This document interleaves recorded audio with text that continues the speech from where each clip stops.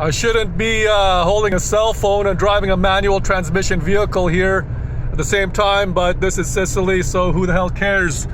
The views are awesome. I love the landscape here in Sicily. I'm just outside Palermo on my way to Scopello. And wow, this Fiat Panda.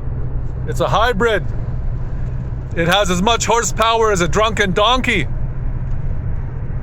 Bloody hell, but whatever. I used to think my car at home had little power, but this is oh wow, this is something different. The 6-speed manual, the linkage and everything.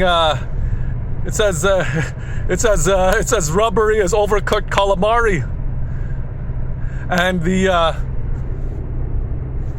toe box area where the clutch, brake, and the accelerator are is obviously for people with much smaller feet. I'm a size 12 wide. This is meant for somebody with children's feet or for small women. But oh well, off to Scopello we